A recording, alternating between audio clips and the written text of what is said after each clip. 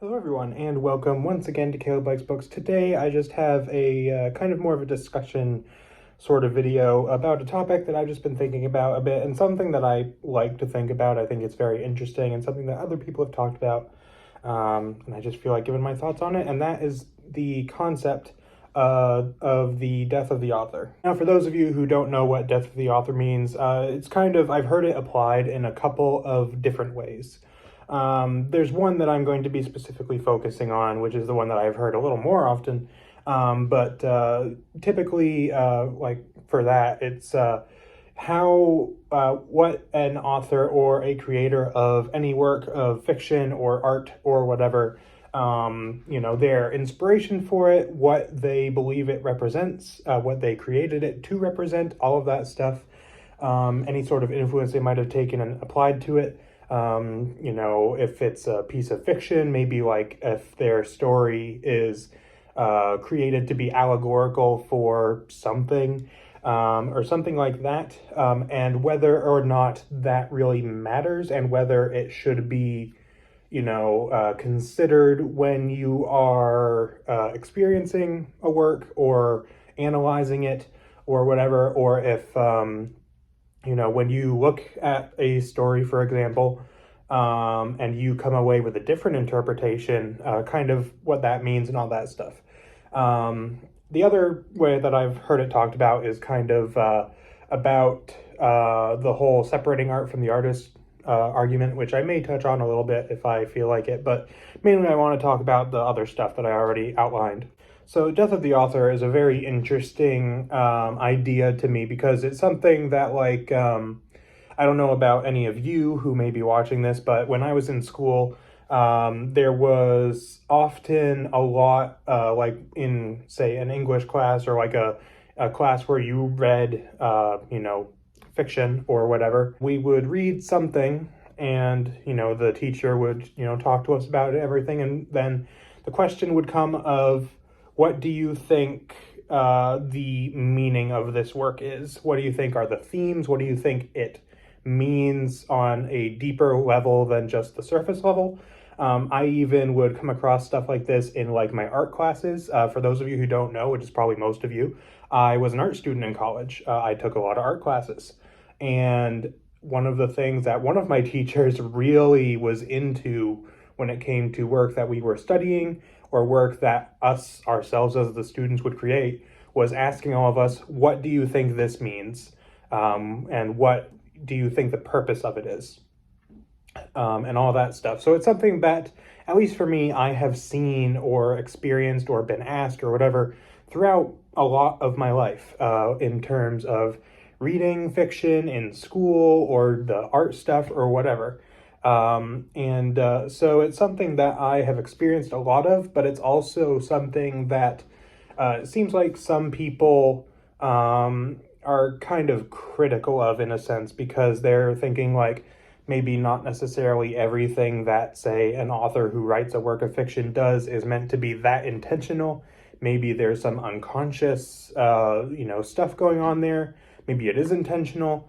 Maybe your own interpretation matters more than what they meant to do with it. And so I kind of want to touch on some of that stuff. So as far as my general opinion on this and like the whole, looking at the meaning that the creator of something meant for it to have, in comparison, especially to what the audience interprets it as. Personally, I think that the interpretation of the audience is the most important part. I do think that it is important to, if the creator of a work, say an author, C.S. Lewis in Narnia, for example, is a very, very well documented, and I'm pretty sure that Lewis himself even said it is meant to be a very clear allegory for Christianity. And personally, I feel like that's kind of hard to deny if you've read it, but maybe if you get a different interpretation of that, which matters more. And I think that it's important to look at what the creator says about it, what it means to them, the way that they tried to put their own meaning into their work. And I think it's important to keep that in mind in pretty much all art But I do think it's also important to look at what you yourself get out of it, or even what other people get out of it. Look at different people's interpretations, because you could, stick 10 people in a room, have them read the same story, and all come away with a different interpretation of it in some way. And I think it's important to look at that even more so, because I think that the way that art, whether it be, visual art, whether it be a book, whether it be music, whatever, I think that the way that that affects people is ultimately the most important thing, at least for me. And some people may feel differently, and that's fine. Some people think the creativity of the person who made it is vitally important, which it is for sure. Or the technical skill involved, which again is important. But to me, it's more about the emotional experience that you have with something. It's more about what you get out of it, essentially. And so while I think that the authors, whatever they put into their work as far as the influence, or if they wanted to have any particular allegory or whatever it may be, is definitely very important.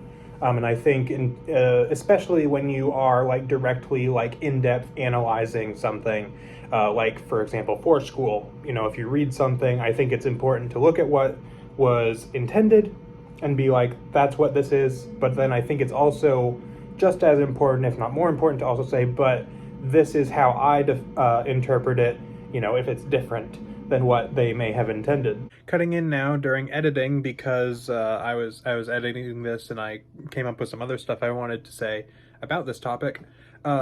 So also, as far as the interpretation of the person experiencing a piece of art mattering more, I think that essentially once a person makes something and puts it out into the world, my thought mainly comes from when that happens, the art now is essentially whoever it's yours, whoever you are experiencing the art, it passes from the hands of the creator into yours, and then it becomes your own in some way. And so I think that in that sense, you then don't necessarily have literal ownership over it, but you then have a sense of ownership over it, where you can then say, this is how it speaks to me, this is how it affects me, this is what I see this thing as. And I think that is important, because art is inherently, I think, about people's response to it, and that's a very important part of the artistic process, in my opinion, whether it be for anything: books, movies, video games, music, whatever. I think that the experience of the person experiencing it, is vitally important and is an integral part of the process. And also, I think it's important to emphasize the interpretations, or the way that the art affects the individual person also, because people have different experiences, and those experiences and those opinions, whatever they may be, different people's life experiences, different political opinions, different senses of morality, even religious beliefs, anything of that nature, really just anything in general, because people are so different, and so varied in their way of thinking, that looking at what the creator of something intended, and what they wanted to do with it, and what they were inspired by when they did it, and all of these things are definitely important. But I think that looking at what a person who experiences it feels about it, especially considering, again, all those different experiences, if you take a few different people from completely different walks of life, maybe they come from different places in the world, or they are of different races or different religions, or just generally had different life experiences, they are all going to have their own unique take on the thing that is being discussed. And I think that's very important, not only in order to validate their interpretation of it and be like, this is what you got from it and that's okay, but it also can open up some interesting discussions. It can cause you to look at a work of art in a different and unique way, and all of these things. And I think, for those reasons and probably several others, I think that's super important. And I'll use another example, something that actually kind of ties into a little bit of the other definition for death of the author, which is H.P. Lovecraft. I'm a big H.P. Lovecraft fan. I love a lot of his work. And I think if you have looked into Lovecraft beyond the surface level, like, the monsters and the great old ones, the gods and all that stuff, and the tentacles and all those things, you probably know that Lovecraft was not exactly, by modern standards, a very tolerant or good person, let's say. There's been a lot of discussion revolving around things like racism, xenophobia, things of that nature that Lovecraft was very heavily involved in, and it often did even bleed into his work. There are times where he's telling this story and he makes a very clear point that the good people are the white people and the other people who are not white are the bad people. So I think it's pretty clear where he was at with some of that stuff. But I think it's interesting to kind of look at interpretations of his work through that lens, and see some of his work. For example, I'm going to talk about a couple of his stories, so if you don't want me to spoil those, then, I'm going to mention The Outsider, and also The Shadow over Innsmouth. And I guess you could maybe even go with The Rats in the Walls for this as well, but I'm not going to talk about that one as much because I frankly don't remember it as well.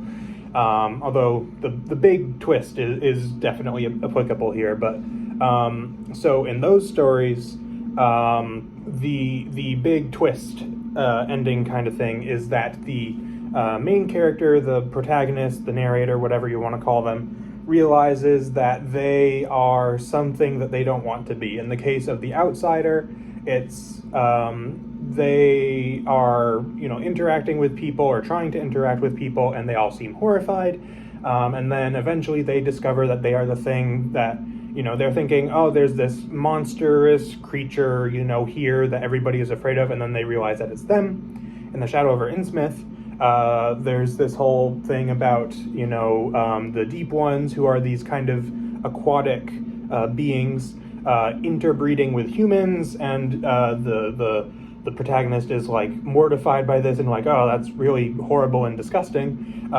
which that by itself could also be applicable to Lovecraft's beliefs, mingling of different bloodlines and things of that nature, which has also been well documented and well researched and discussed and all those things. But you get at the end, the narrator discovers they are one of those fish people. One of their ancestors was a resident of Innsmouth who did the things with the fish people, and they are one of them. And that's kind of the big horrifying twist at the end. And I say all of this because one of the things, I don't know if this has been directly confirmed by Lovecraft, but one of the things that has been tossed out there that I've heard is that some things in those stories, like those twists, may have resulted from Lovecraft learning that he was very much into the idea that he was a part of the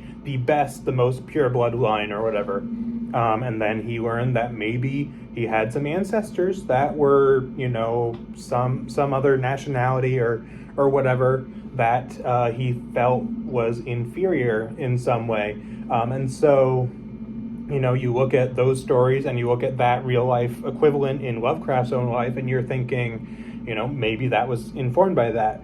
But then you can also look at that and be like, yeah, that might be a thing, but I interpret it in this other very different way. You know, the way I kind of interpret it sometimes, I definitely look at the whole directly related to Lovecraft's own life thing and be like, yeah, that's probably a thing. But for me, it's also, and maybe this also relates to that, but to me, it's more about like somebody may just have horrible things within themselves. It's kind of the whole, you know, the darkness and the light within each person, which, you know, not to get all philosophical or anything, but just kind of the inner demons kind of idea.